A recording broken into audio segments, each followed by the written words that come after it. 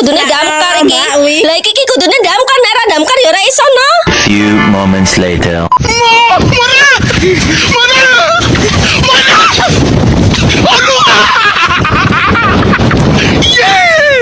Everybody wants something. Middle finger in the air, no fist bump. Me, Shawnee Wiz, got this bitch jumping. Assalamualaikum warahmatullahi wabarakatuh. Yang terhormat kepada dosen pengampu Bapak Sugierto MPSI Psikolog selaku pengampu mata kuliah pendidikan kewarganegaraan dan rekan-rekan sekalian yang sudah hadir untuk mendengarkan presentasi dari kami. Sebelumnya perkenalkan, saya Nur Anissa dengan MPM 2412924 selaku moderator presentasi kali ini. Kami dari kelompok 2 akan mempresentasikan materi tentang review analisis film G30 SPKI, dan kali ini saya tidak sendiri, saya ditemani rekan saya yang bernama. Perkenalkan, saya Wulan Rotatul Janah dengan MPM 2412934. Perkenalkan, nama saya Munah Holista Ramadhani dengan nomor MPM 2412940. Perkenalkan, nama saya Revana Ramadhani dengan MPM 2412927. Perkenalkan, saya Nayi Nur Alfiah dengan MPM 2419921. Baik, materi kali ini akan disampaikan oleh presentator pertama, yakni Mbak Wulan Rodatul Jannah. Baik, pada film G30 SPKI ini disutradarai oleh Arifin Cenoet dan dirilis pada tahun 1984. Yaitu sebuah film yang menggambarkan peristiwa kudeta di Indonesia pada tahun 1965 dan pembantaian massal yang terjadi setelahnya. Film ini dibuat pada masa Orde Baru di bawah pemerintahan Presiden Soeharto dan bertujuan untuk menyajikan perspektif resmi tentang peristiwa tersebut. Pada film ini berfokus pada peristiwa-peristiwa yang mengarah pada kudeta 30 September 1965 yang dilakukan oleh sekelompok orang yang mengklaim sebagai anggota PKI, Partai Komunis Indonesia.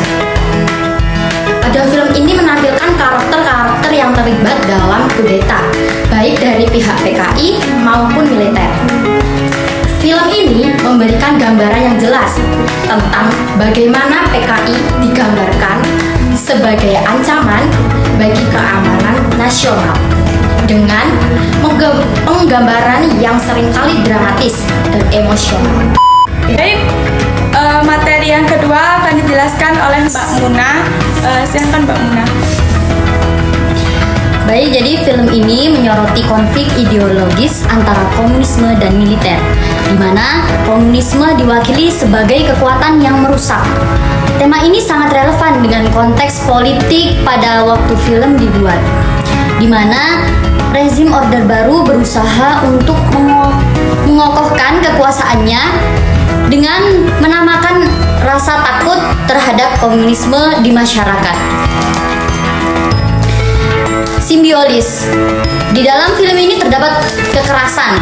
Banyak adegan dalam film ini menggambarkan kekerasan dan pembunuhan yang berfungsi untuk menegaskan narasi bahwa PKI adalah ancaman yang nyata dan harus dihadapi dengan kekuatan. Pembunuhan dan penangkapan yang diilustrasikan dalam film ini mengingatkan penonton pada kekejaman yang dialami banyak orang pada saat itu. Baik, materi selanjutnya akan dijelaskan oleh presentator yang ketiga, yakni Mbak Revalena Ramadhani.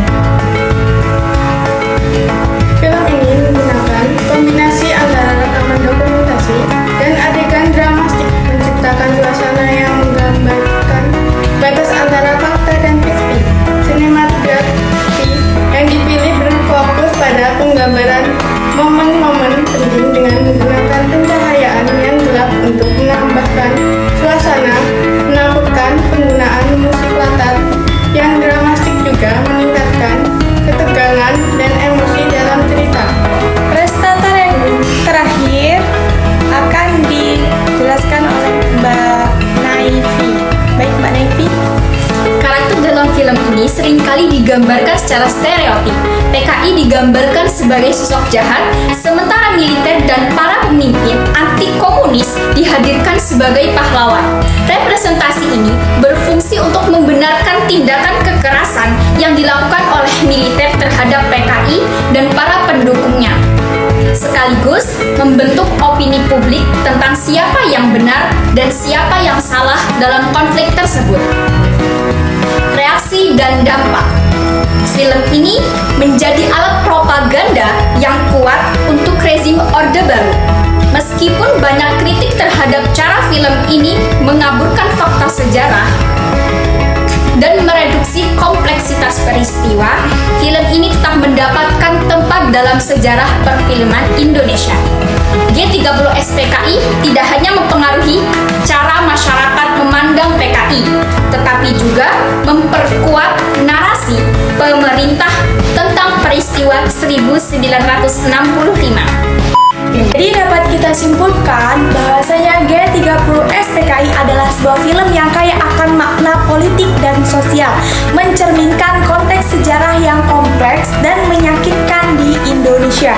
Meskipun diproduksi dengan tujuan propaganda, film ini membuka ruang bagi diskusi tentang bagaimana sejarah dipresentasikan dalam media dan bagaimana narasi dapat dibentuk oleh kekuasaan.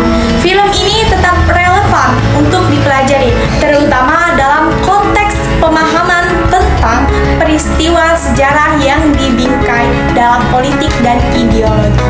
Baik, mungkin cukup dari ini prestasi dari kami. Kurang lebihnya kami mohon maaf dan kepada Allah kami mohon ampun. Cukup sekian dari kami. Hidup sendiri tanpa kekasih. Cukup sekian dan terima kasih. Akhirul qauli wallahu wal muwaffiq ila aqwamit thoriq. Wassalamualaikum warahmatullahi wabarakatuh.